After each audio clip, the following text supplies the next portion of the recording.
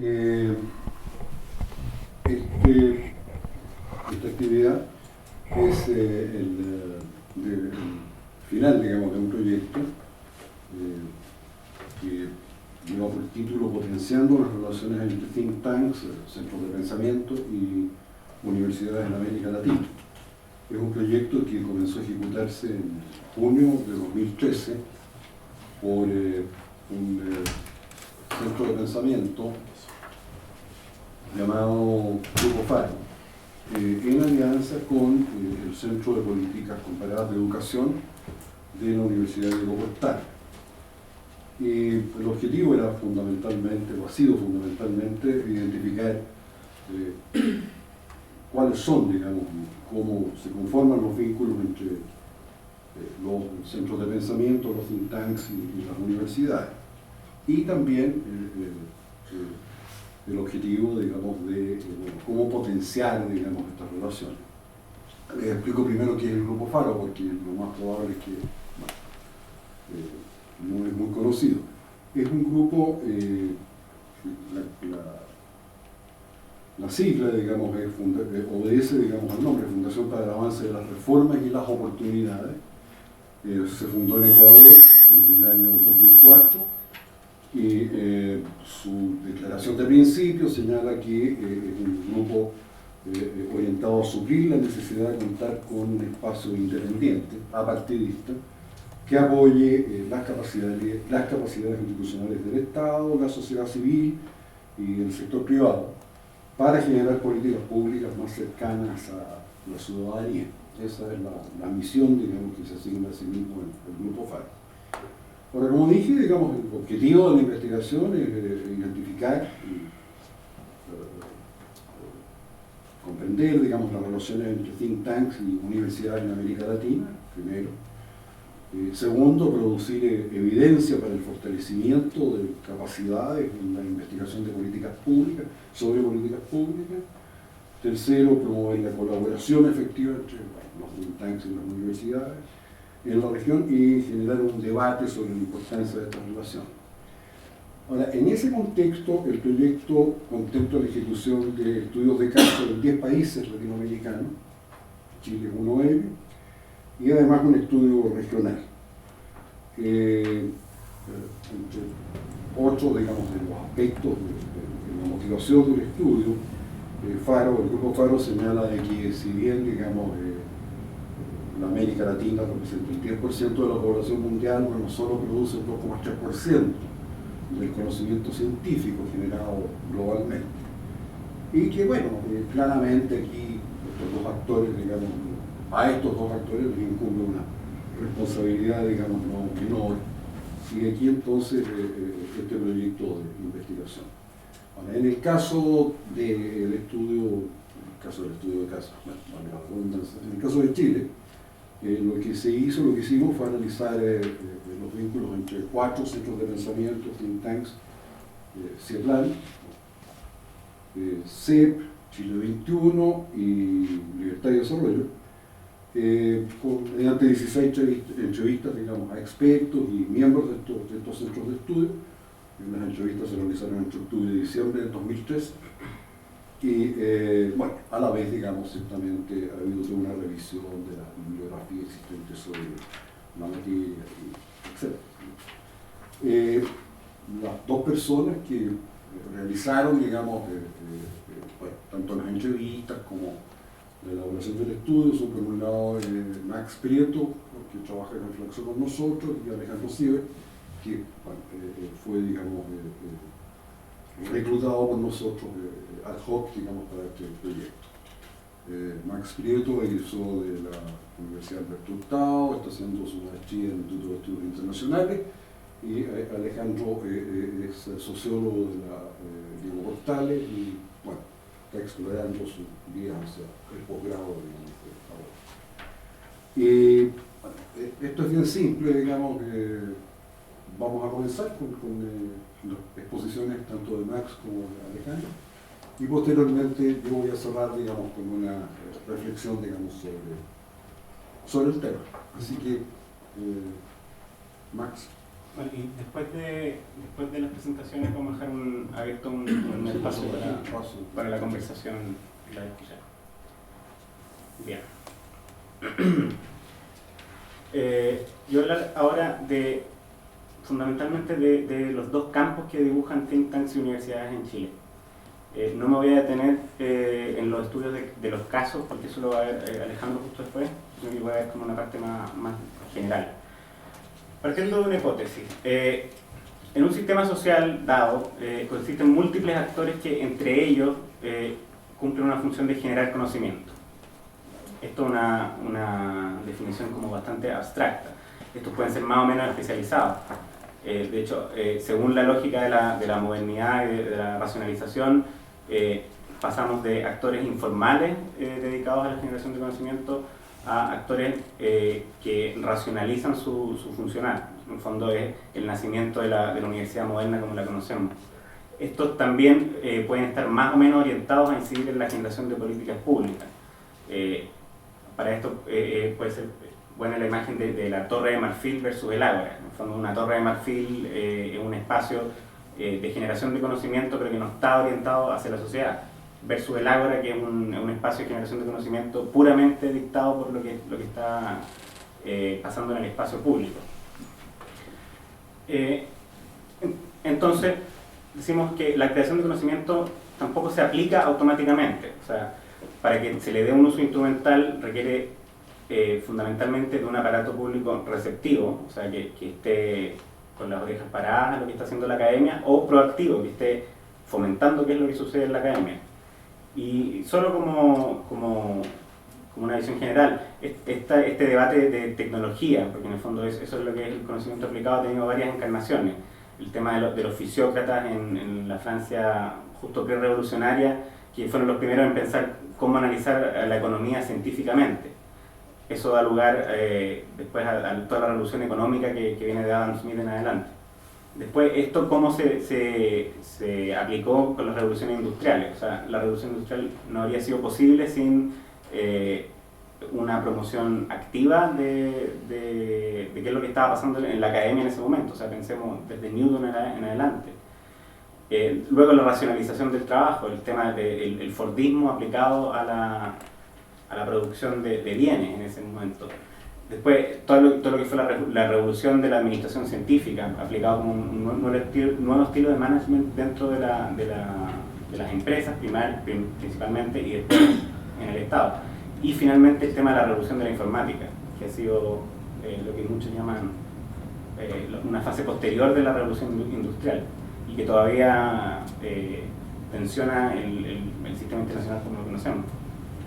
Entonces, nos tomamos de una idea de John Campbell y Ove Petersen, que hablan de regímenes de generación de conocimiento.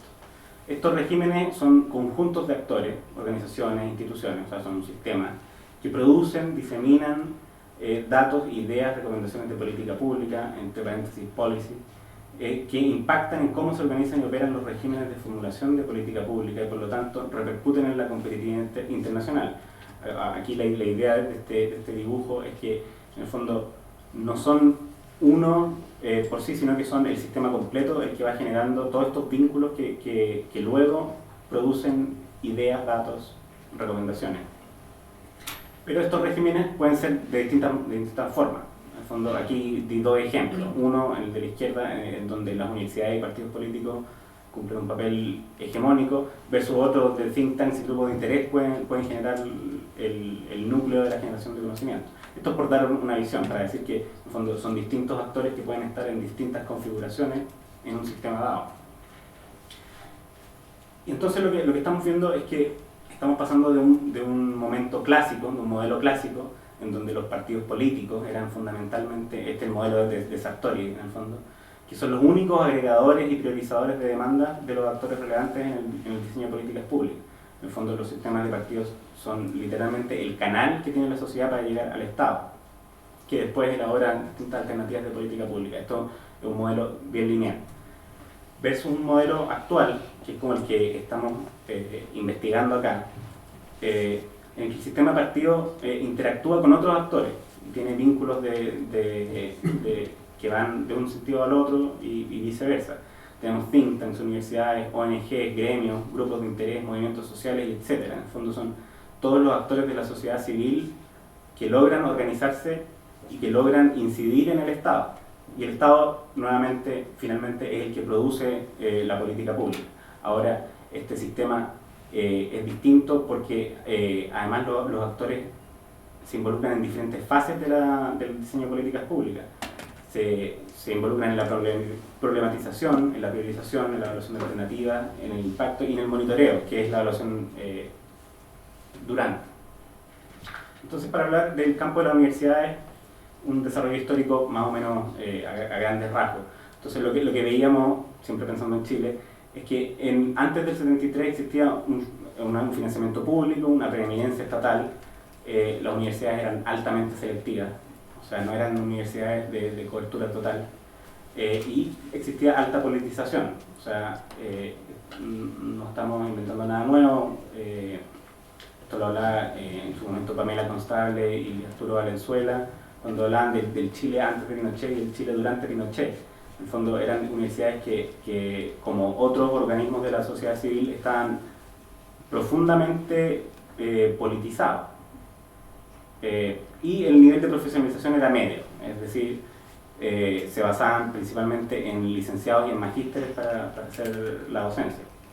Luego del 73 vemos un momento en que la oferta se restringe, las carreras y las universidades. Las universidades son intervenidas justamente para despolitizarlas. Y ahí es justamente donde notamos en Chile el nacimiento de una primera oleada de think tanks. En el fondo son académicos que estaban en las universidades y que de un día a otro se ven sin trabajo y sin la posibilidad de incidir en la esfera pública. Entonces dicen, ok, creamos nuevos centros de estudios que originalmente eran literalmente llamados universidades sin estudiantes. Luego del 80 se desregulariza la oferta, se abre el sistema a actores privados, el financiamiento progresivamente se vuelve a cargo del estudiante, y el dilema entonces era cobertura y democratización de las universidades. Y luego del 2000 el dilema de cobertura se afronta directamente a partir del aumento de opciones de crédito, la creación del CAE entre el 2003 y el 2005, el crecimiento explosivo de la matrícula, vamos a ver después la matrícula desde el 83, y el problema ahora es calidad, es transparencia, es el tema de dónde está el lucro, porque recordemos el lucro todavía no es permitido en el sistema universitario, y un nivel de profesionalización creciente, o sea, y empiezan a llegar los doctores y se vuelve un requisito sine qua non para funcionar en una universidad como profesor de planta, es tener un doctorado. Entonces ahí vemos la evolución de la matrícula en pregrado en la Universidad Chilena, y notamos que, claro, el año 83 habían cerca de 200.000 estudiantes en el sistema, hacia el 97 esta cifra se duplica, y hasta el 2009 esta cifra se vuelve a duplicar, y notamos que en el 2005 y el 2011 la cifra se duplica, o sea, pasa de 600.000 hasta cerca de 1.200.000. Algo parecido sucede con pregrado, con posgrado, pero más dramático. O sea, se nota que hasta el 2005 habían 15.000 matriculados en posgrado y esta cifra explota hasta el 2011, que hay cerca de 45.000. La investigación en Chile, por otra parte, si uno lo mira a un nivel regional, América Latina, estamos en un cuarto nivel, después de Brasil, México y Argentina, lo que no está malo. O sea, también hay que pensar, hay que ajustar por población y todo eso.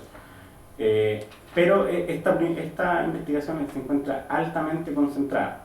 La Universidad Católica, la Pontificia Universidad, la Universidad de Chile, la Universidad Católica, la Universidad de Concepción suman lo que suma, más que lo que suma el resto del sistema universitario.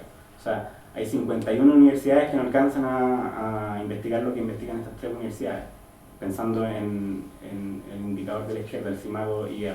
Y algo parecido sucede cuando tomamos la medida ICI o la medida Cielo, que es más cercana al contexto latinoamericano. A esto se suma el rol del investigador, que lentamente ha ido variando y notoriamente se vuelve esta diferencia al comparar el investigador que trabaja en think tank versus el investigador que trabaja en una universidad. Universidades como, aquí yo puse solamente algunas, porque son las que teníamos información, la Universidad de Diego Portales, la Andrés Bello y la Alberto Hurtado, han tenido, han partido desde un punto de investigación que tradicionalmente han estado alejadas de la investigación, pero han seguido una política de promoción de la investigación bastante directa y bien agresiva. El caso de la Universidad Diego Portales, por poner un ejemplo, entrega beneficios monetarios bastante atractivos a los investigadores que a su vez permiten generar investigación. Pero esto ha llevado a que la investigación se asocie directamente a la indexación. En el fondo, una investigación que no es indexada, que no sigue estándares EASY, es invisible al resto del sistema de generación de conocimiento. Y esto es lo que aquí llamamos la ceguera del indicador. En el fondo se sigue el indicador porque se tiene fe en ese indicador. En cambio, el desarrollo histórico de los think tanks, que va a hablar con más detalle Alejandro, sigue otras fases, pero que van directamente relacionadas con el vínculo de la política nacional. Una primera fase que vemos entre el 73 y el 90, los think tanks nacen como una respuesta a la represión de intelectuales en las universidades, elaboran análisis y alternativas al proyecto autoritario en circunstancias donde esto era imposible hacer solo en estos contextos. O sea, era lo que se llamaba, que gracias a la astucia del lenguaje podían hacer una crítica velada y técnica al régimen autoritario. Y curiosamente, o quizás por esto mismo, es lo que algunos autores llaman la edad de oro de los think tanks en Chile. Si bien es una fase de alta represión, también es una fase de gran cantidad de fondos internacionales destinados a esto. O sea, justamente porque estaban sucediendo cosas terribles, hay una gran atención internacional del fenómeno. Luego hay una segunda fase donde los think tanks son actores involucrados en el proceso de gobierno de la transición. O sea, fueron actores muy involucrados en todo lo que fue el proyecto de gobernabilidad, sobre todo de los primeros dos gobiernos. Luego viene el dilema ante la vigencia del think tank luego de la transición a la democracia. O sea, lo que pasa y lo que está pasando ahora en esta instalación del gobierno es una fuga de cerebro. En el fondo, los think tanks se convirtieron en centros de pensamiento altamente relevantes, pero que justamente por esa relevancia los investigadores se ven como muy atractivos para el gobierno que está instalándose. Luego, la disminución de las funciones y del financiamiento. O sea, se está yendo buena parte del cuerpo de investigadores, no están recibiendo fondos, hay que reducir las funciones.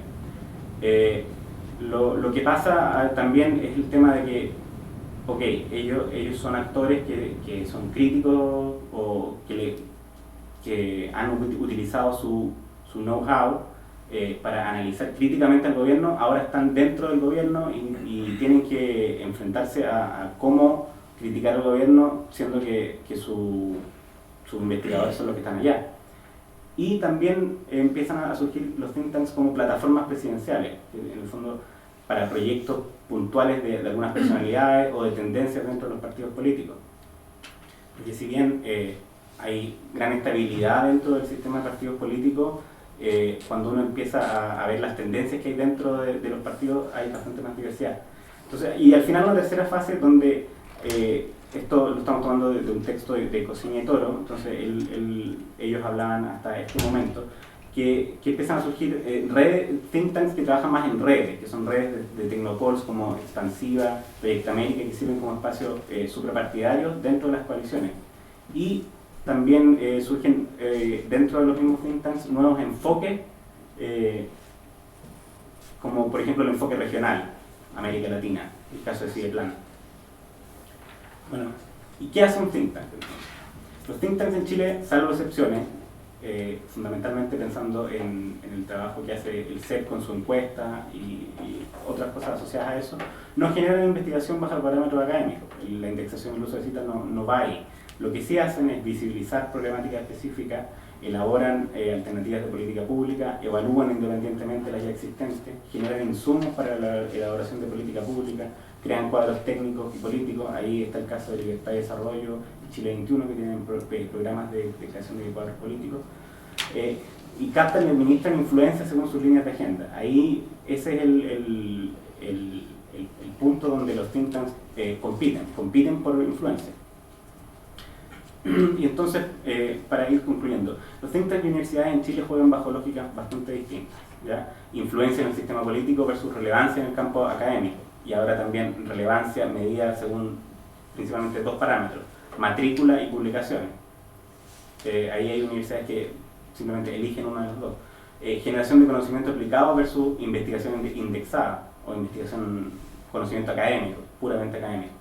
Y luego también está el tema del investigador en un think tank versus el investigador universitario. Lo que pudimos ver en nuestra entrevista es que en el fondo lo que hay son carriles bastante separados. El que quiere ser investigador en think tank tiene que seguir una carrera, y el investigador universitario tiene que seguir otra carrera, que en muchas ocasiones no tienen habilidades traducibles entre ellas. En el fondo, si hay alguien que se mide ahora como un investigador universitario, se va a medir por publicaciones, por conferencias. En cambio, un investigador en think tank tiene indicadores mucho más laxos. Y ahora sigo concluyendo. Han dibujado estos campos autónomos, y los vínculos que se identifican entre think tanks y universidades están principalmente vinculados a las personas, no son vínculos con una profundidad institucional considerable.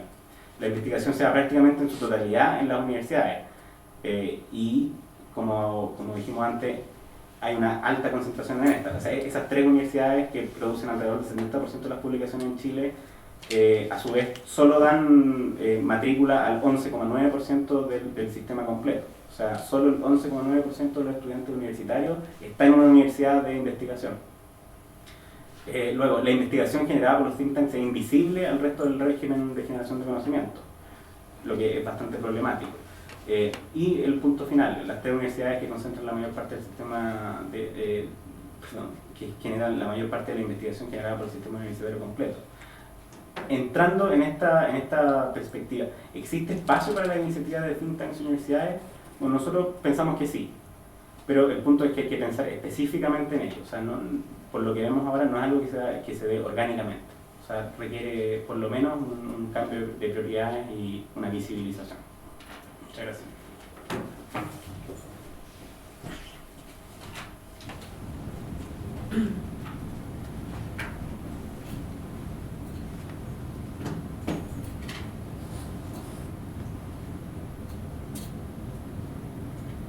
Bueno, yo les voy a presentar los casos de estudio.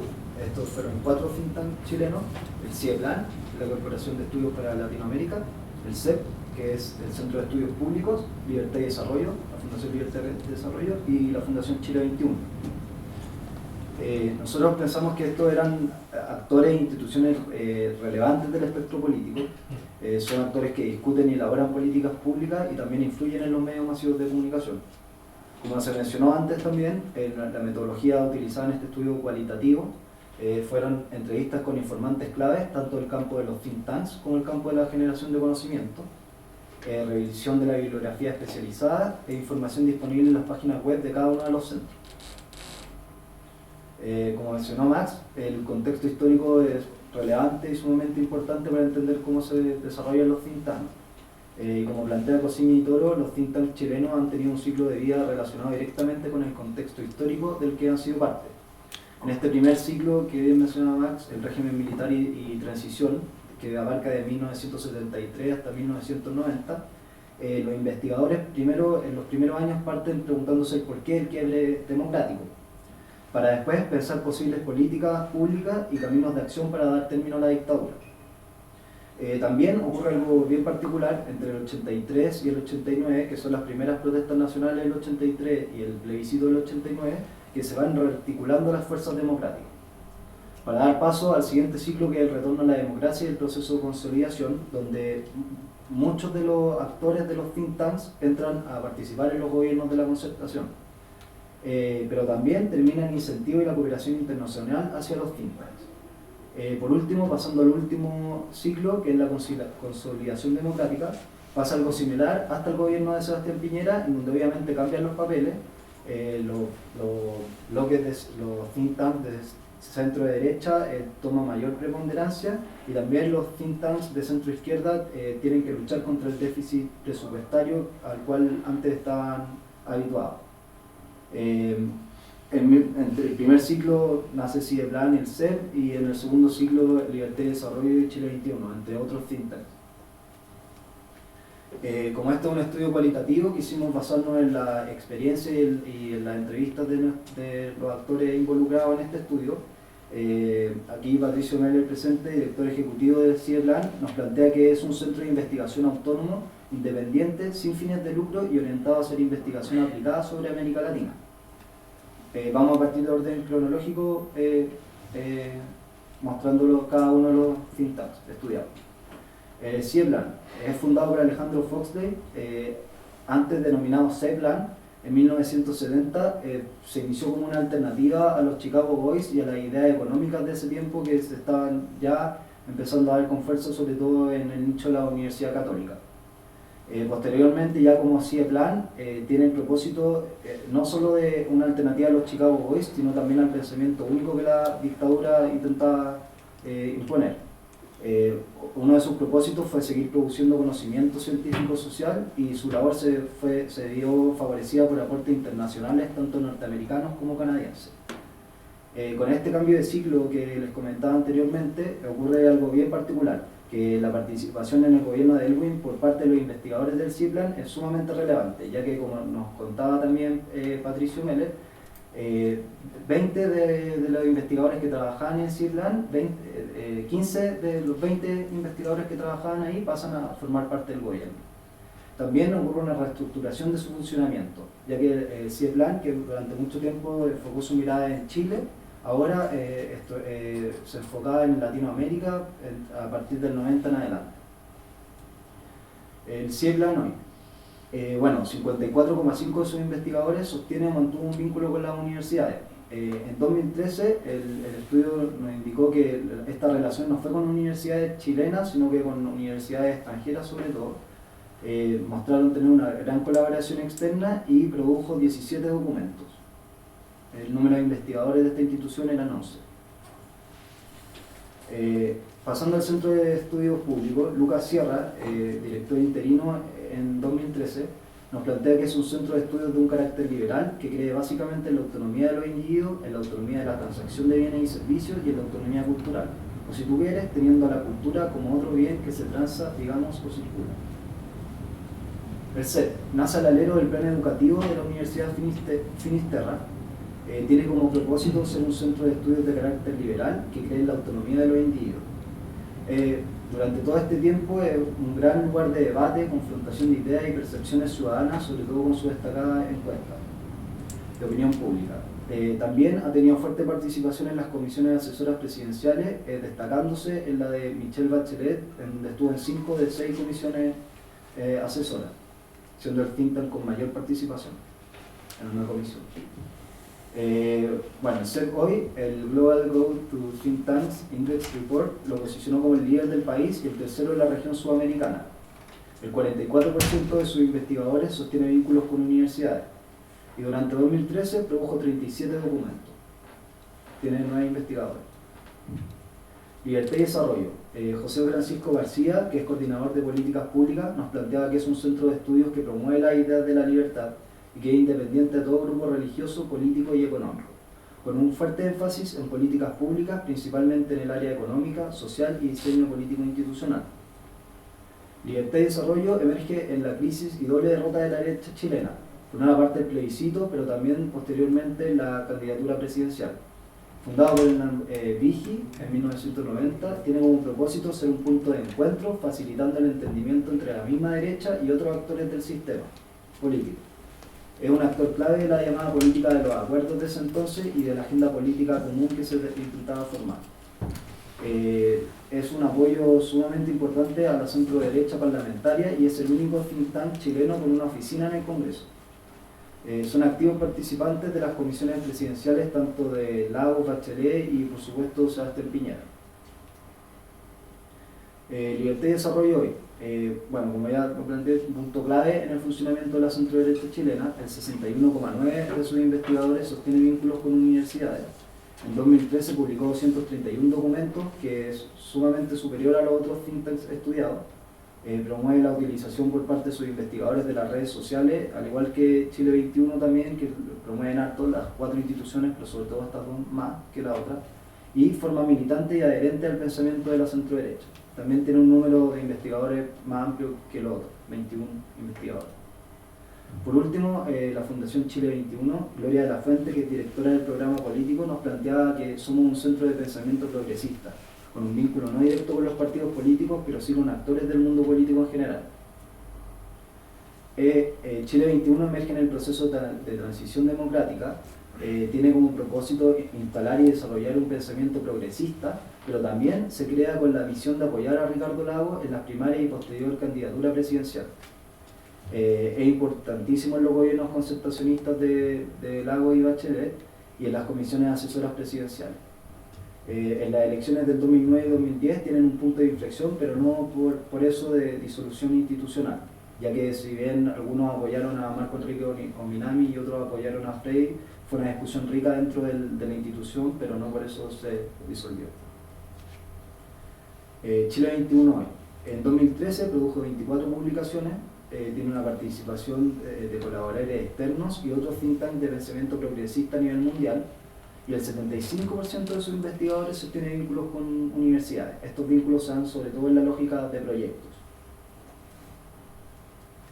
Utilizando también a Consigna y Toro, nosotros ubicamos los think tanks de izquierda a derecha en este siguiente cuadro, y también relacionándolos con nuestro sistema político y de partido, creemos que Libertad y Desarrollo y el CIE-Plan son think tanks suprapartidarios, sirven como punto de encuentro entre las dos coaliciones electorales y de gobierno.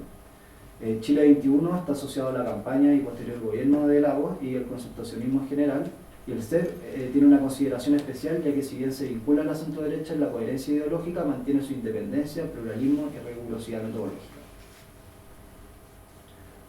Como conclusión, o a modo de conclusión, creemos que estos actores son complementarios y funcionales a nuestro sistema político tradicional, son parte de los gobiernos en algunos instantes, asesoran a los partidos y proponen políticas públicas, y cuando nos preguntamos por el vínculo con las universidades, este vínculo es de baja intensidad y son poco institucionalizados, y se da más por la circulación de personas o doble militancia, como lo denominamos, que son gente que trabaja tanto en los think tanks como en las universidades, y el asociativismo para proyectos específicos, la lógica del evento, que se juntan para generar un documento o un proyecto en específico.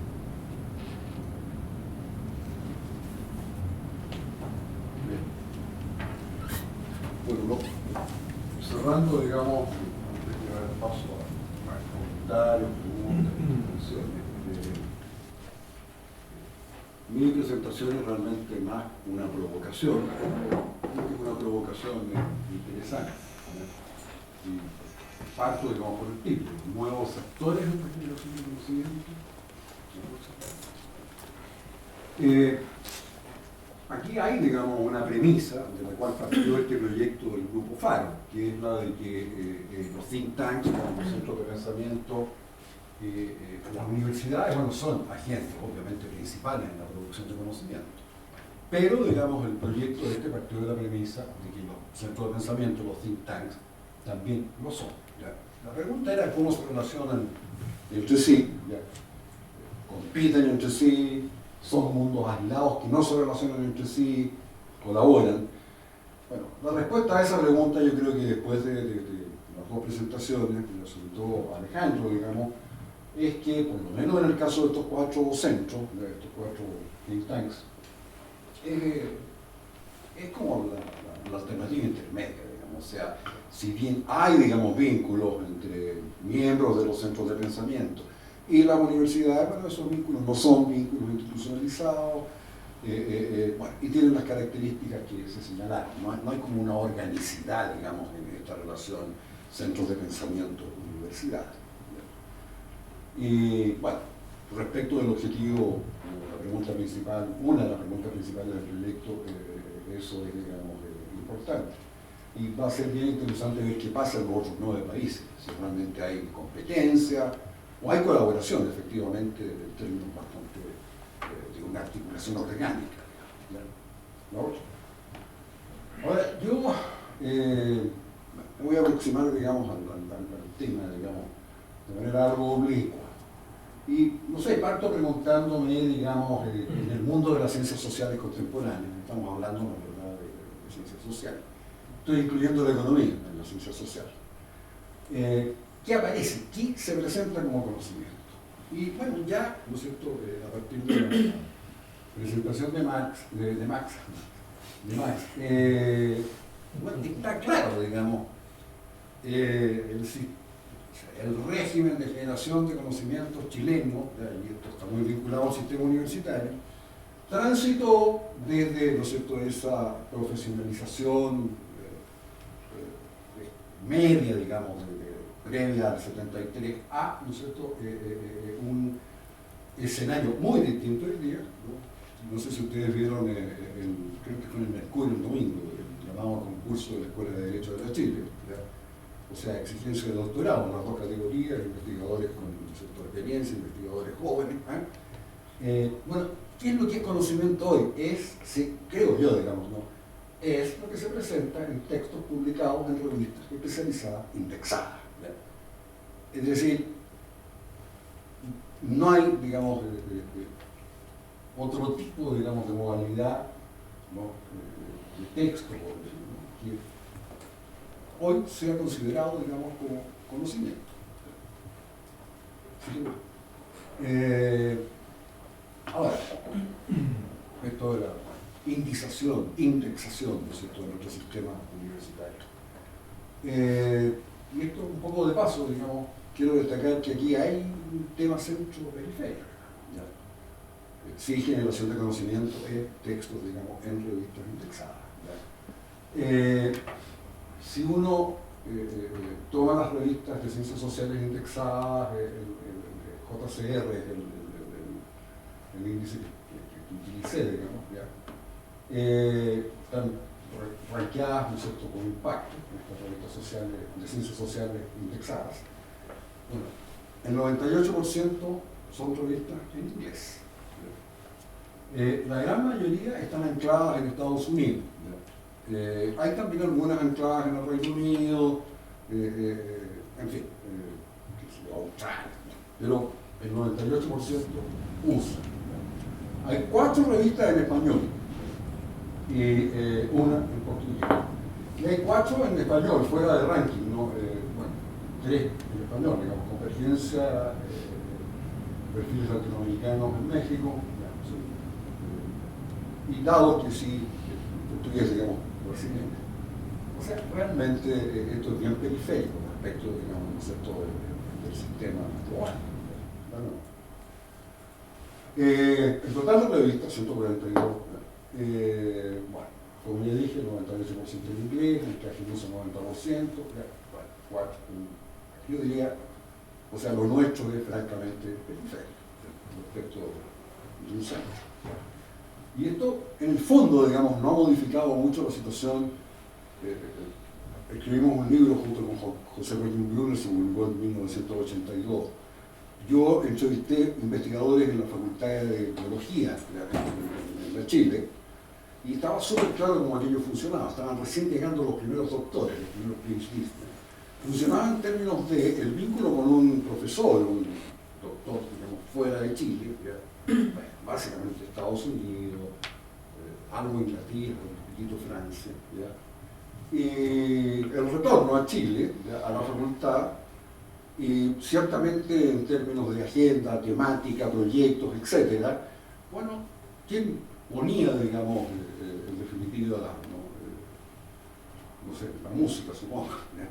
Era, ¿no es cierto?, la persona que había reclutado a este investigador, lo había llevado, ¿no es cierto?, a Estados Unidos, había hecho su PhD ahí, digamos, y pasaba a integrar esta red, en la cual, bueno, como dije, ¿no?, temática definida por, ¿no es cierto?, figuras centrales en la red, como eran chilenas, mexicanas, no sé qué se me parezca. Bueno, esto es como parecido hoy, digamos. Se lo plantea un matemático de la Chile, y se ofendió horriblemente.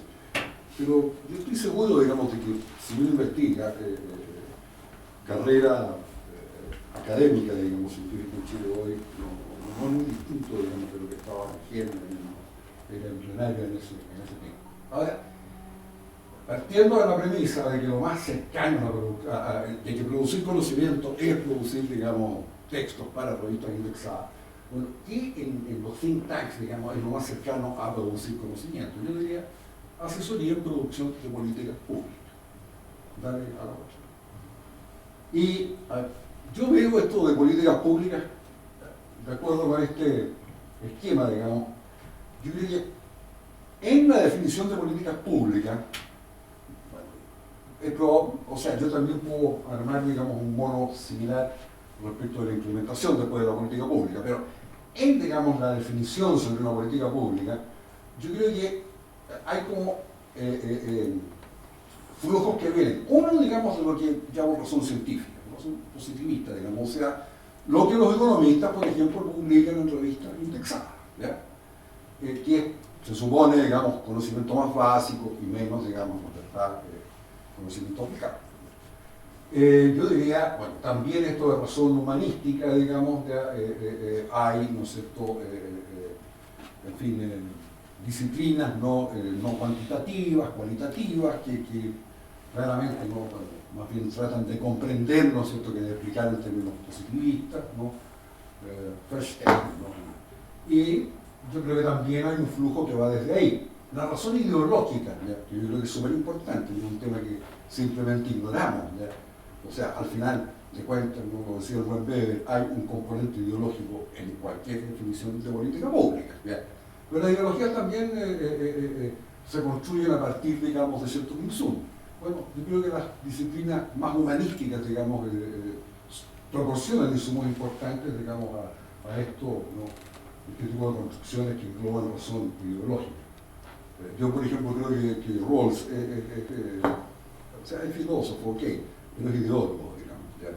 Y claramente, digamos, hay una construcción importantísima desde, bueno, filosofía política, ¿no es cierto? ¿Ya?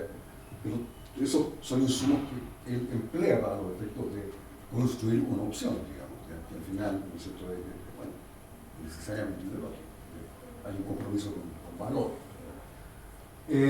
Bueno, desde la razón científica positivista yo creo que hay un flujo hacia una razón técnica, que es, bueno, tomar ese conocimiento desde los textos, digamos, en revistas indexadas y transformarlo, digamos, en proposiciones, digamos, de medios afines, ¿ya? O sea, darle un carácter instrumental, digamos, ¿ya?, a esta razón científica positivista, ¿ya? Y bueno, yo creo que ahí ya nos vamos acercando un poco a centros de pensamiento, ¿ya? Bueno, yo creo que en la definición de una política pública hay también razón política, ¿ya? O sea, bueno, ya. Entonces, yo creo que en el fondo, digamos, los think tanks están aquí, digamos, ya, y obviamente, digamos, con un flujo súper fuerte que viene de acá, de la razón política. Entonces, ¿cuál creo yo que son las actividades como que específicamente son las actividades de think tanks? Primero, producir ideología. Yo creo que eso no es menor. Por ejemplo, Flaxo Chile, digamos, en el primer periodo ese del 73 al 79, funcionó como centro de pensamiento. De hecho, no era un organismo internacional acá, el gobierno de Chile se había retirado, en fin, teníamos un estatus de hecho bien análogo a la Universidad Atlántica, ¿ya? ¿Y qué hacíamos? Digamos, sí, conocimiento aplicado, mucha ideología, bueno, con mucho honor, digamos. Finalmente es una actividad, la producción de ideología es una actividad noble, diría yo. Segundo, producir propuestas de políticas públicas. ¿Ya? El caso de ustedes es como clarísimo, digamos, lo es el de libertad de desarrollo. ¿Ya? Y tercero, yo creo que es menos frecuente, que es esta actividad más humanística, ya que consiste en producir textos en el género del ensayo. ¿Ya? Ese género, digamos, un poco, ¿no es cierto?, ojalá que no en decadencia, pero que, bueno, ciertamente ha decaído, digamos, más de algo, y no sé, piensa en Aníbal Pinto, digamos, No sé si habrá en ese plan hoy, digamos, bueno, pero en fin, creo que ese, por lo menos frecuente, es una actividad que se da mucho más hoy, digamos, se daría mucho más hoy en un think tank que en una universidad. No hay digamos, indexación de ensayos, digamos, bueno. El otro. Ahora, ¿cómo se financian los centros de pensamiento? Yo diría, bueno, uno, asesoría parlamentaria y contribuciones de parlamentarios. El caso de libertad de desarrollo es bastante obvio en ese sentido. Contribuciones de partidos políticos. Funciona en otras latitudes, digamos. Acá, en fin, en algunos casos, contribuciones de organizaciones corporativas. El CEP es un caso súper claro. Privadas, especialmente empresarias. Nuevamente CEP, pero también probablemente libertad de desarrollo. Fundaciones, otras non-profit, generalmente dotadas de identidad política, piensen en Chile 21 en su relación súper orgánica con la física. Bueno, y yo creo que bastante menos venta de productos, suscripciones a revistas, en el foro. En el caso de ustedes venden, pero deben tener un mercado cautivo ahí, o sea, básicamente deben vender a empresarios. Bueno, no podemos vender. Claro. No, eso no puede. Nosotros tampoco. Bueno. Ahora, ¿qué es uno de los objetivos de esta investigación? Esto de políticas para incentivar creación y funcionamiento sostenible de think tanks. Yo diría subsidio total vía partidos políticos, incentivar aportes privados vía franquicias tributarias, ¿no? Como la ley esta de la cultura. Y abrir y fomentar a think tanks posibilidad de presentar proyectos a fondos públicos concursables. Estoy pensando en Chile. Para un centro de pensamiento hoy día ganarse un fondecito es imposible. Los fondecitos se los llevan todos, es decir, el 80% universidades del CRUCH y un 20% y menos, las otras. Pero centro de pensamiento. El único caso que conozco no es un centro de pensamiento, digamos, es el de Claudio Buster, digamos, antes del movimiento en Valdivia, que se ha ganado como proyecto. Dale. Ahora, la pregunta es muy por qué el Estado habría, digamos, de apoyar, digamos, desde el sector público, vía, por ejemplo, franquicias tributarias, vía aportes a los partidos, digamos, vía que circula, y a la vez, digamos, se hace centros de pensamiento. ¿Por qué apoyarlos, digamos? Yo diría, uno, digamos, porque son un componente del rasgo brutalista de la sociedad hoy, digamos. A más think tanks, más pluralismo. No sé, es una conjetura. Yo creo que, y esto sí es así, digamos, yo creo que son un puente entre el conocimiento y su texto en revistas indexadas, que francamente esotérico, ¿ya? O sea, no sé, qué sé yo, la revista, no sé, la Econometrics Review, ¿ya? Bueno, no. O sea, son artículos, papers, digamos, en las revistas indexadas que los entienden, que 10 personas, ¿no? Los leen 9, es así, digamos, o sea, es realmente conocimiento esotérico, ¿ya? Y yo creo que los centros de pensamiento son un puente entre ese conocimiento que es necesariamente esotérico, ¿ya? Y audiencias sociales mucho más amplias. Yo creo que en términos de esa vía, llevar conocimiento a las políticas públicas contribuyen a la calidad de las políticas y de las decisiones colectivas. Creo que por esa vía también pueden contribuir a una mejor calidad de los partidos políticos y sus miembros. Yo creo que eso es así. En el fondo lo que quiero decir es que esta premisa a la cual partió este proyecto, partió el Grupo Faro, es algo que valdría la pena analizarlo bastante más en profundidad. La realidad chilena lo muestra, digamos, claramente. Y yo creo que hay temas, digamos, súper interesantes que han planteado a partir de, nunca pienso por qué existen, digamos. Hay temas como realmente interesantes, digamos, que se pueden levantar a partir si es que uno, digamos, deja de lado, digamos, esta especie como de un poco romanticismo del proyecto de sus orígenes, digamos.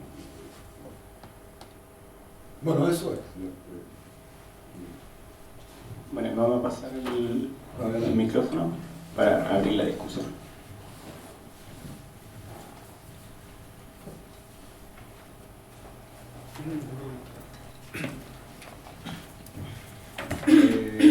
Yo quiero saber, porque Prieto partió diciendo que no había una vinculación entre la carrera de alguien, de los investigadores del think tank y las universidades, pero en la diapositiva se veía que sí hay un vínculo más o menos alto entre ambas instituciones. Entonces quería saber cómo se lo explican eso, partiendo de la hipótesis que plantean. Si quiere, recogemos más preguntas.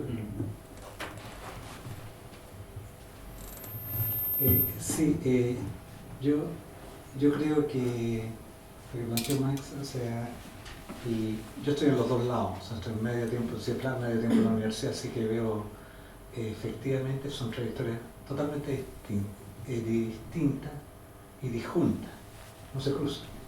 O sea, la universidad, lo que hacen los profesores universitarios, aparte de la docencia en cuanto a investigación, básicamente investigación publicable en revista EASY. ¿Por qué? Toda la promoción está basada en cuanto uno publica en revista EASY. Y si no publica, sale del track académico. O sea, tan simple como eso. O sea, todo el sistema gira en torno a eso. Ahora, dicho esto, una cuestión central que hacen los think tanks, que tratan de ver, toman problemas que perciben como prioritarios para la sociedad chilena y tratan de ver, cuál es el paquete de política que puede ayudar a resolver este tipo de problemas. Esto no entra ni siquiera, digamos, en la perspectiva de un investigador en la universidad, porque simplemente eso no es publicable en revista EASY. O sea, aquí el tema de fondo tiene que ver con cómo se fijan las prioridades respecto a los temas de investigación. Y las prioridades de los temas de investigación para la gente que está dentro de la universidad la definen los artículos que se publican, como decía, en las principales revistas académicas que suelen ser las norteamericanas. O sea, si uno quiere empujar 1 milímetro la frontera del conocimiento académico, tiene que ver qué es lo que se está publicando allá y hacer una variante dentro de eso y hacer algo que en general, no quiero, digamos, tomar el 100% en general, no tiene ninguna aplicabilidad en la mayoría de los países en desarrollo, salvo revistas que están focalizadas en esto, que son revistas más de políticas aplicadas, pero por lo general no es el objetivo. Entonces, están por track distintos, y por eso que uno no ve interacción mayor entre think tanks y universidades. O sea, eso es clarísimo. O sea, es más fácil. O sea, yo creo que lo que hicimos con CEP, o sea, una vinculación CEP-CIEPLAN en torno a un problema específico, uno rara vez lo ve dentro de dos universidades que tomen un problema específico y se planteen respecto a cómo abordarlo. Hay network de universidades. Ahora, ¿en torno a qué? En torno a proyectos, esto llamémoslo CONICIT o Milenio, en lo cual se trata de empujar que se generen proyectos de investigación conjunta, pero siempre vinculado a la prioridad de que cómo se evalúa la investigación ex post, artículos publicables en revistas EASY. Entonces, ¿y quién evalúa? ¿Quiénes se ganan esos proyectos Fondesit, Fondar y toda la línea de CONICIT? Gente que está en la universidad y que percibe que lo que es avance del conocimiento es lo que hacen las universidades. O sea, es círculo cerrado, en que los que deciden son los que están en la universidad respecto a que se investigue lo que hacen las universidades. Entonces, Perdón, que a la vez integran los jurados. que integran los jurados y los que vienen de afuera, jurados internacionales, están en la misma lógica. O sea, uno puede abrir, y yo creo que es bueno que vengan jurados internacionales, pero están en la misma lógica que los que deciden acá. O sea, yo creo que lo que tú planteas al final, ok, ¿qué hacen los think tanks? ¿Y cómo entran dentro de esto? Yo creo que los think tanks están haciendo algo que es central respecto a cómo diseñar políticas públicas para resolver problemas específicos de la sociedad chilena. Las universidades no están haciendo eso. Y si no, o sea, en la Chile, o sea, que creo que debiera estar en el centro de los debates. ¿Qué propuesta ha generado la Chile en los últimos 10 años respecto a los problemas centrales que tiene Chile? O sea, eso es lo que yo también planteo dentro de la Chile. O sea, no lo estoy planteando acá, lo planteo dentro de la Chile. O sea, ¿qué es lo que estamos diciendo en una gran batería de problemas que está teniendo Chile? Nada. Por lo general, nada. Está hablando de la Chile. O sea, no es distinta a la católica, no es distinta a la de Concepción. Y aquí quiero decir algo, digamos, en la pasada. Yo no creo que todas las universidades tengan que hacer investigación. Yo creo que todo el debate que hay en torno a la universidad hoy día está mal planteado. Se está planteado en torno a cómo cierto tipo de universidades agarra más plata del fisco para sí. Todo el debate está planteado ahí. El debate de fondo, inclusive sobre la calidad en la docencia, no está siendo planteado. Y la estructura de distintos tipos de universidades tampoco está siendo planteado. Yo creo que hay que plantear el debate, hay que ordenar el debate. En las 60 universidades que tenemos en Chile, las 60 no pueden hacer investigación. Es un despilfarro de recursos tratar de que lo hagan. Y en Estados Unidos, de 4.000 universidades, 95% de la investigación la hace el 2%. O 4% de la... No, 2%, 80 universidades. 80 universidades concentran el 95% de la investigación. Y aquí, si aplicamos la misma receta al 10% de las 60 universidades, bastan 6. Y no hay más de 6 que pueden hacerlo. Y es un despilfarro lo que trata de recursos, lo que trata el resto de las universidades de hacer investigación publicable easy. Que el promedio de lectura que tiene cada paper easy es 2 lectores por año. Entonces, de hecho, digamos, el impacto nunca se mide por el número de lectores, sino que se mide por el número de citas. De citas, además de citas. Pero aquí me voy a ir al otro lado. Estoy resensibilizado, que estuve en un meeting de think tanks en América Latina. Se reunieron los think tanks. Hay un profesor bacán de la Universidad de Pensilvania que hace los rankings estos de think tanks. Y él, o sea, y esto me dolió, o sea, la forma como él lo planteó, de que ¿qué hacemos los think tanks? Y la forma como operamos los think tanks, pescamos un problema, revisamos la literatura, tratamos de ver qué es lo que se hace en otros lados y al final el producto es libros. Nosotros publicamos un montón de libros, nos gustan los libros, nos gusta ver los libros en los estantes, y lo que él decía, ¿y qué es lo que hacen los libros en los estantes? Acumulan polvo. ¿Cuánto se lee? O sea, él apuntaba en la dirección de que hoy día un think tank, como la mayoría de los think tanks, que publica mucho impreso en papel, tiene 0 impacto. Hoy día todo pasa por las redes sociales. Si no está en las redes sociales, el mundo cartesiano de hoy día no existía.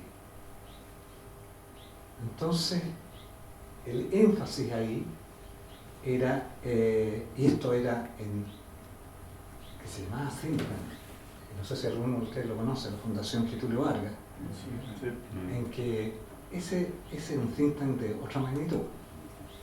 Estamos hablando think tank con una cantidad de profesionales y una cantidad de carreras, y en que ellos lo que decían, más que publicar, queremos tener impacto en las políticas públicas de Brasil.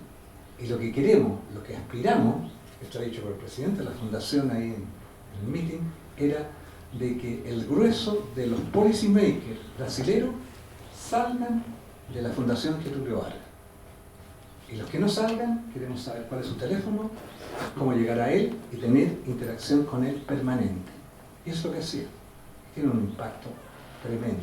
Tienen apoyo gubernamental. Y tiene apoyo, sí, no solo gubernamental, sino que también sector privado. O sea, las tienen todas y por eso el nivel el presupuesto que tienen $1.000 millones, o sea, él lo tiene.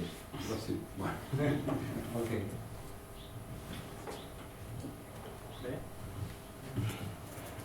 Se me anduvo olvidando lo que iba a decir, pero Marcelo Mella de la Universidad de Santiago. Mira, yo tengo la impresión de que el status quo está precisamente en la imagen de las trayectorias separadas entre universidades y centros de estudio.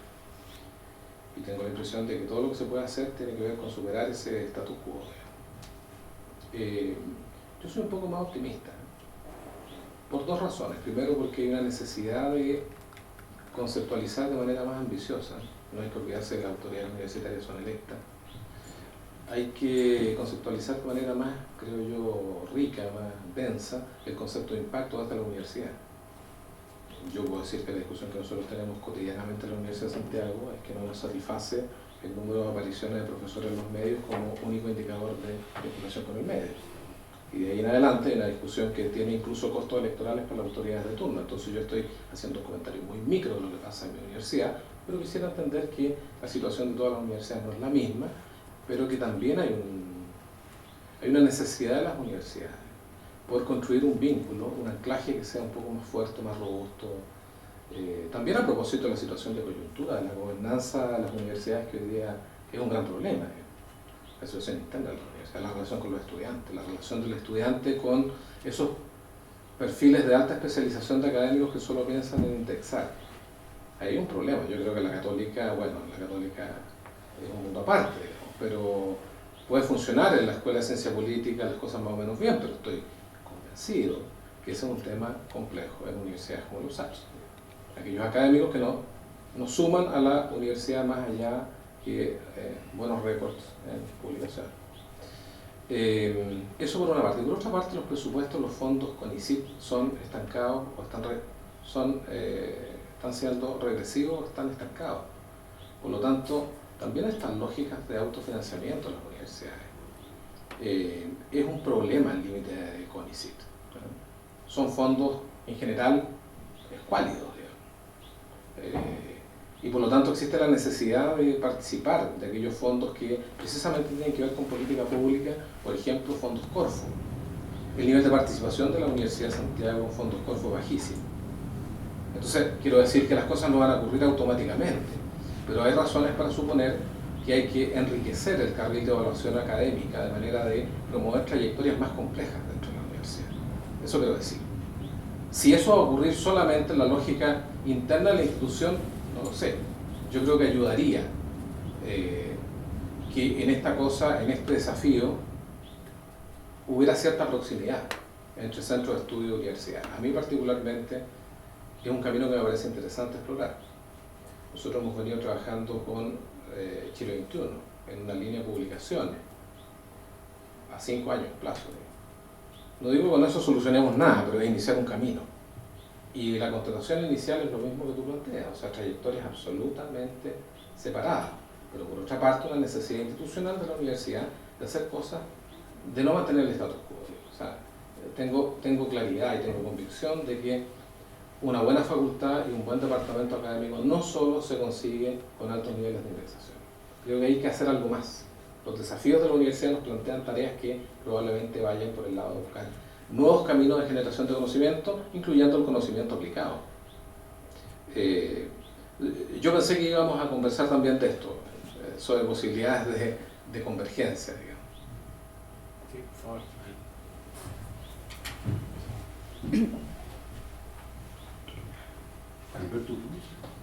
No, ya lo sacan. Bueno, Álvaro Velorio, de Libertad de Desarrollo. Muy interesante el estudio, muchas gracias. Yo creo que hay varios puntos que tocar. El primero, el de la doble militancia, es totalmente cierto. O sea, en Libertad de Desarrollo probablemente el 80% somos profesores universitarios y esto es un centro de estudio. Yo personalmente hago clases en dos universidades y siempre está este dilema desde la perspectiva de la urgencia y la penetración y la publicación inmediata de la política pública versus la rigurosidad académica. Por lo menos desde mi programa de Sociedad y Política hemos tratado de ocupar más No es raro, yo soy ingeniero civil en computación, que está acá en un programa de sociedad y política, y mezcla siempre suena extraña. Pero la lógica de ocupar más econometría las publicaciones de ciencias sociales. Pero no es la norma que se genera en el ambiente de los centros de estudio y las publicaciones. Más las publicaciones, estos papel amarillo, estos policy briefs que se generan, que son semanales, que tratando de hacer una regresión en eso es prácticamente imposible. O por lo menos de nivel de calidad que aún más de 3 variables. Por suerte. Ahora bien, uno de esos es esta dualidad siempre de inmediatez, de coyuntura versus rigurosidad y estudios complejos. O sea, tratar de sacar publicaciones indexadas tremendamente complejos y lo que hace el CEP realmente envidiable, pero es difícil llegar a esa postura. Pero sí un fenómeno que apareció que es bastante interesante es lo que ha estado en universidades como centros de políticas públicas o escuelas de gobierno. Cada vez más hemos visto cómo va avanzando la lógica de los intelectuales públicos, especialmente universidades. O sea, nosotros vemos que en la Escuela de Gobierno y Universidad de Desarrollo hay constantemente unos 2 o 3 personas que están presentes en los medios. En la Escuela de Gobierno, en la Adolfo Ibáñez también, la Diego Portales también lo hace con bastante fuerza. El Centro de Políticas Públicas de la Católica, que si bien varios son profesores de la Facultad de Ingeniería, la Facultad de Economía, también toman ciertos proyectos, ciertas investigaciones. Yo creo que sí está sucediendo algunos casos de mixto entre la percepción de centros de estudio, centros de investigación más aplicados y las universidades. ¿Cómo van a terminar? Claro, uno puede ver en el modelo más norteamericano, intelectuales públicos, en el modelo inglés, que son más académicos, que son caminos distintos, pero sí hay algunos, entre los cuales espero seguir en esta carrera del futuro, que tratamos de generar cierta coyuntura en el análisis econométrico más riguroso dentro de la investigación de centros de estudio y también cierta participación o más cercanía hacia lo público de los centros de gobierno. Yo creo que es un desafío ver cómo va a ir evolucionando y creo que la discusión, especialmente en temas de educación superior, y el profesor Miguel tiene toda la razón, va a tomar un camino importante en definir cómo se va avanzando, especialmente la necesidad de generar estos centros de estudio intelectuales públicos en las universidades regionales. Creo que ahí hay un punto muy importante a futuro, pensar cómo saber en Concepción, en Valdivia, porque realmente son las universidades donde están haciendo más descentralización académica y descentralización de ideas, y hay muy poca penetración de centros de estudio en regiones. Sí, de hecho, ese fue un tema que fue súper latente. O sea, de think tanks, el 99,9% están en un radio de 10 kilómetros de la Plaza Italia. O sea, están todos ahí. Don Lucas. Gracias. Lucas Sierra del CEP. Llegué con un atraso impresentable, así que perdón. Y si lo que voy a preguntar ya fue tocado, que se ignore. Uno era lo que tocó Álvaro en el sentido de que las universidades parece que están desarrollando estos apéndices. Estoy pensando en la Católica, por ejemplo, en el Centro de Políticas Públicas, y a lo que va ahora a ser el ex ministro Larraín, digamos, ese es otro caso. Sería interesante ver cómo eso calza en el esquema, si no lo han discutido antes. Y otro, claro, los centros de estudio, los think tanks, tienen una cierta obsesión por las políticas públicas. Una pregunta para ustedes: ¿cómo se inserta el cultivo de las humanidades, digamos, en los centros de pensamiento, que están tan orientados a esta mezcla rara entre conocimiento académico y poder, ¿no? que parecen ser las políticas públicas? ¿Cómo en ese esquema queda el cultivo de las humanidades? En el CEP hemos tratado de hacerlo. Yo creo que tuvo que ver mucho también con la multiplicidad de intereses que tenía Arturo Fontaine, que era un filósofo y escritor a cargo de un centro de políticas públicas, y lo que vamos a tratar de hacer en el futuro es seguir manteniendo una dimensión vinculada a las humanidades. Pero ¿cuál es? Si ustedes lo ven como un desafío o no un desafío, si lo ven como variación ciudad-diagnóstico, y cómo se puede mirar para adelante.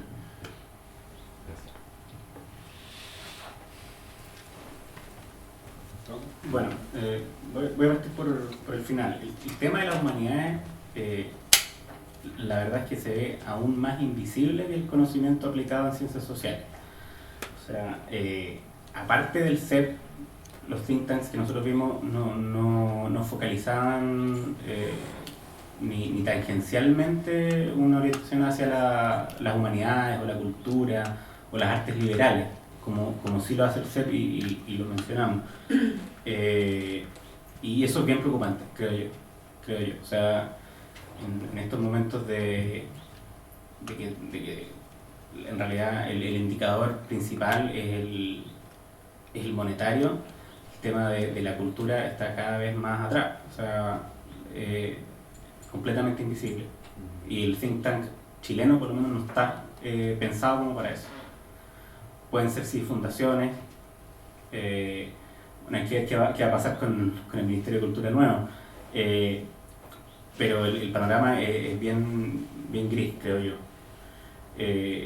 La otra pregunta sobre dónde estaba el vínculo. Bueno, el vínculo que vimos era súper liviano, súper ligero y concentrado en las personas. O sea, vuelvo a repetir, el tema de las dobles militancias, el tránsito de la universidad al think tank, o los que tienen buena coordinación mano-ojo, que pueden hacer las dos cosas al mismo tiempo, como don Patricio, que lo hacen, que tienen una carrera docente y una carrera como investigador público o pensador público.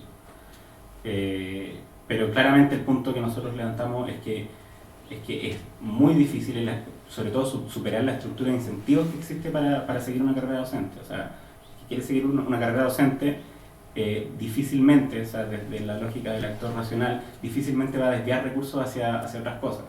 Ahora esa caricatura se cae porque claramente todo el mundo tiene una vida privada, todos tienen hobbies, todos hacen cosas aparte de lo que hacen en la pega directamente. Y ese es el punto, o sea, nosotros queremos recalcar el tema de potenciar estos nuevos espacios que están invisibles y que están en el fondo luchando por visibilizarse. Y una de las iniciativas por visibilizarse es esta, claramente.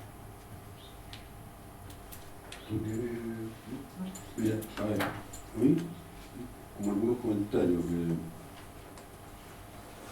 o sea, yo creo que es real, digamos, de que el caso de los USACH, o sea, hay, digamos, una demanda por relevancia, probablemente, sobre todo de parte, digamos, de los estudiantes. Yo recuerdo que uno de los temas era la directiva de la FEDUC, fundamentalmente, en el momento, el gran momento, digamos, del movimiento estudiantil. Uno de los temas, Jackson, digamos, algunos de su séquito, era ese, digamos, el recobrar para, digamos, las universidades bueno, relevancia, digamos, respecto a lo que investigan, etc. Y ya, es un tema, yo creo. Ahora, eso sí podría llevar a que esta lógica, digamos, del investigador ya devenido casi clásico hoy, digamos, ya, necesariamente tenga que ser, no sé, complementada, en fin, o aún fertilizada, digamos, por una lógica que es mucho más la lógica, digamos, del centro de pensamiento, de sus miembros del centro. Ahí hay un punto interesante. Ahora, yo creo que aquí hay una humanidad, segundo. Ahora, el problema es, digamos, de que tú lo que ves respecto de humanidades hoy es un poco, o sea, es verdad, el ensayo sigue siendo un género absolutamente vigente, digamos, ya, el Carla Corta, yo qué sé, digamos, es difícil pensar, pero a la vez, digamos, hay también una clara tendencia hacia una indexación de la actividad, ¿ya? O sea, yo creo que eso es, digamos, súper claro. Entonces, bueno, volvemos a encontrarnos con lo mismo de nuevo, digamos, ya, yo qué sé, un paper, digamos, un texto con citas en griego, digamos, ya, que además no están traducidas. Ya. Yo creo que hay una figura, digamos, posible, no solo posible, sino una figura, ¿ya? Bien central en términos de posible articulación, digamos, y de posible, no voy a decir solución, pero sí de posible, digamos, convergencia de lógica en esa figura que es el intelectual público. Y yo creo que, en definitiva, digamos, estoy pensando en Postner, ¿no? Richard Postner, que bueno, todo lo que ha escrito, lo que ha investigado, pero también es una figura un poco en declinación, digamos. No es tan claro, digamos, de que, sí, no sé, Chile hoy, que, no sé, los columnistas, digamos, ¿no? Ya, por favor,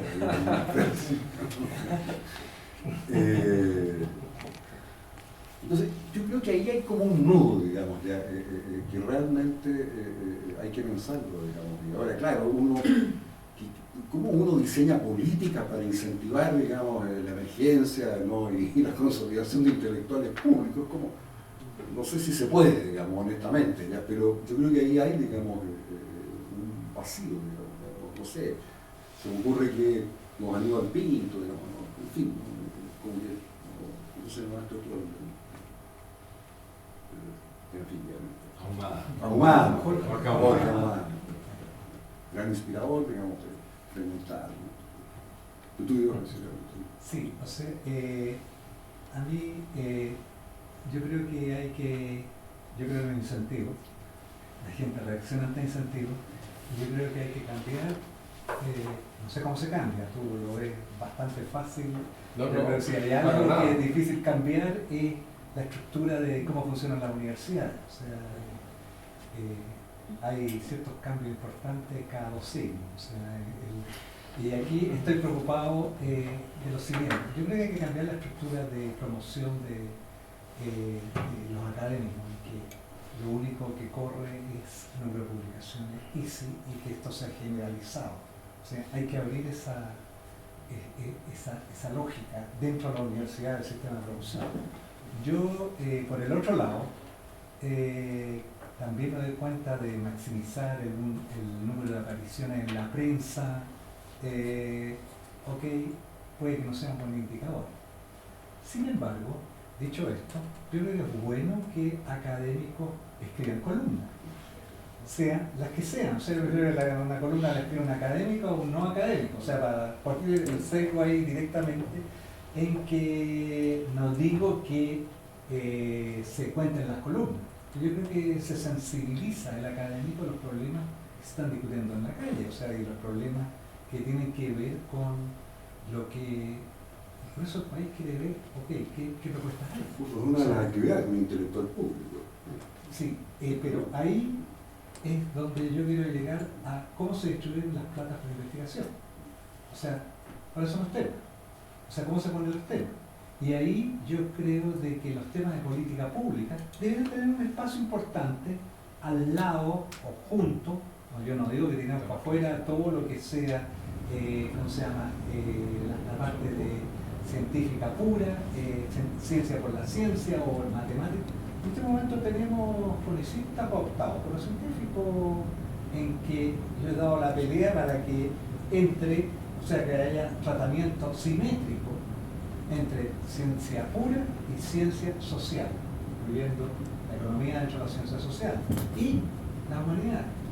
O sea, y cuesta. O sea, te dicen que sí, pero aquí importan los porcentajes. O sea, si 90% va a un lado y 2% y 4% para el otro lado, las prioridades tienen que ver, ser economicista, de cuánta plata tú pones en las prioridades. ¿Okay? Eso es lo que yo creo que lo que tú estabas planteando de cómo se abre esta cuestión de recursos para los FITA. O sea, no me importa de dónde venga la propuesta, pero que la propuesta vaya a abordar un problema que es prioritario en el país, que es el reloj.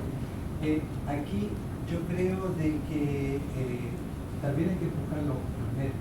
O sea, en el sentido de que lo que hemos hecho con el CEN, yo creo que la interacción con el CEN en torno a problemas como la reforma de los partidos políticos, un problema central, o sea, en el cual máxima diversidad de postura ayuda a elaborar, yo diría, propuestas país que son más viables de ser, ¿cómo se llama?, de transformarse el día de mañana en proyecto de ley. O sea, estamos viendo como el Parlamento legisla con baja intensidad y profundidad respecto a los distintos temas. No quiero llegar más allá. Pero hay algo que a mí me preocupa, lo que dijo Lucas, y que yo veo que está pasando, de que es cierto, se están constituyendo distintas universidades porque hay que tener alguien que opine sobre los distintos temas contingentes, centros o institutos de políticas públicas. Yo creo que la cuestión de fondo tiene que ver hasta qué punto que eso no se transforme en pequeños islotes dentro de las universidades que no tienen repercusión ni para dentro de la universidad ni para el currículum. O sea, yo, el tema que estoy metido, de globalización, análisis de la economía global, la globalización, los temas de globalización no están en el currículum del pregrado de la mayoría de las universidades. Y vivimos supuestamente en un mundo global, supuestamente que tiene cierta implicancia de cómo funciona Chile en este mundo global y el tema de fondo, cómo se inserta Chile en este mundo global. Pero pregrado, que yo sepa, por lo menos lo que yo veo, lo que tengo cerca, no veo que esté en el currículum. ¿Cómo lo meten en el currículum? O sea, nosotros lo tenemos metido en el posgrado, pero no en el pregrado. Lo tenemos metido en el posgrado porque los que hacemos los cursos los metemos en el programa porque dominamos, controlamos el currículum del posgrado, pero no el pregrado. Entonces, toda esta temática, y ustedes vean, todo lo que se discute hoy día, aquí con todas las reformas, ¿dónde está la mirada global? ¿No importa lo que pasa en otro lado? ¿Importa la mirada global? ¿Vivimos tan aislados? Y esto es algo que yo veo con preocupación. O sea, en el currículum de las universidades en las cuales el currículum es intocable. Intocable. O sea, es inviolable, incambiable. Entonces, esta discusión, yo creo que con los estudiantes universitarios, yo he participado en varios debates dentro de la Chile respecto a lo que están planteando los estudiantes. Y yo me doy cuenta que los estudiantes han puesto las preguntas correctas, pero las respuestas totalmente erróneas, en mi opinión. Y yo creo que ayudaría mucho a tener un debate más informado, incluso con los dirigentes estudiantiles, si los dirigentes estudiantiles hubieran tenido cursos básicos sobre una gama de cuestiones que están hoy día opinando y que no tienen mucha solidez académica para fundamentar lo que están planteando. Estoy muy cercano, porque estoy al otro lado de la trinchera y he visto lo que están planteando los dirigentes de la FECH hoy en día y que lo han planteado también en los últimos 4 años. Entonces hay algo, a mí me preocupa el tipo de estudiantes que estamos formando y que tiene que ver con la calidad. O sea, el tema es un tema de fondo que tiene que ver con la calidad. Y ustedes ven la calidad del momento en que los estudiantes consiguieron gratuidad, se acabó el tema de la calidad. Bueno, sí. Aquí cerramos y después. Yo no sé si es difícil o fácil. Me parece apasionante explorar un camino que hoy día no existe, que no está consolidado. Eso es lo que digo, nada más.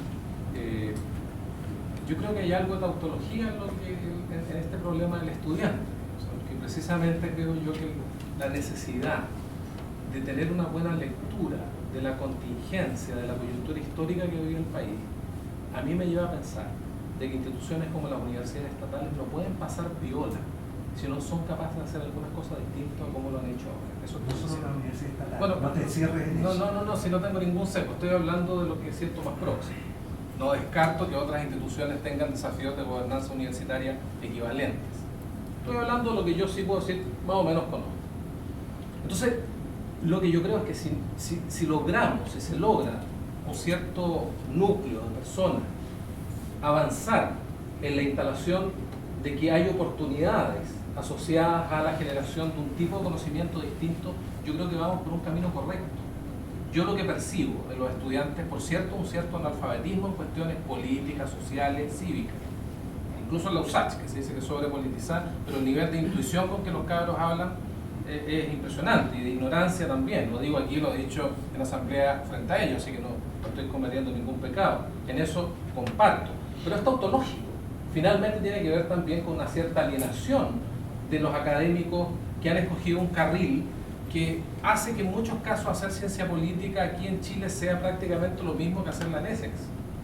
¿Te das cuenta? Entonces, es parte del mismo proceso. Finalmente, ese académico está instalado más bien en la docencia de posgrado, tú lo dijiste muy bien, pero con suerte tiene un curso en pregrado.